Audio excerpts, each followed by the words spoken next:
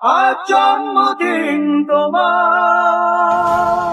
Happy birthday to you. পুরানঢাকার হাজারীবাগের Ganaktuli ১৯৭৫ সালের ২০ April এক বসন্তের দিনে এখানেই জন্ম নিয়েছিলেন এক স্বপ্নদ্রষ্টা।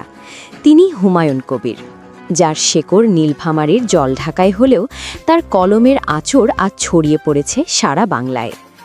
লেখালেখির হাতেখড়ি সেই ঢাকা কলেজ জীবনে, স্থানীয় পত্রিকার পাতায় শব্দ বুনে যে যাত্রার শুরু, তা পূর্ণতা পায় তার প্রথম উপন্যাস চন্দনের খোলা ডায়েরির মাধ্যমে।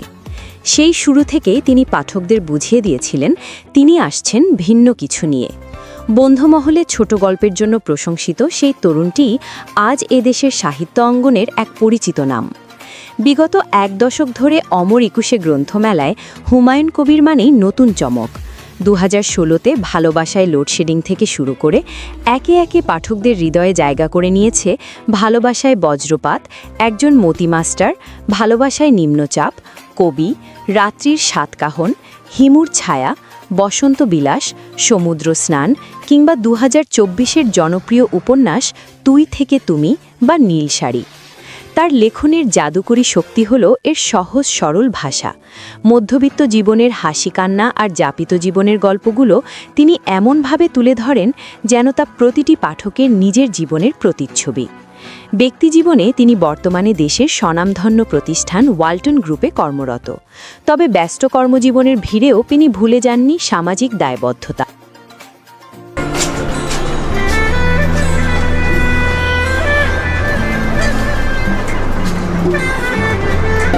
যে প্রতি মাসের প্রথম শুক্রবার আমি আমার এই অসহায় সন্তানদের কাছে আসি, ওদেরকে একবেলা খাওয়ানোর জন্য ওদের সাথে।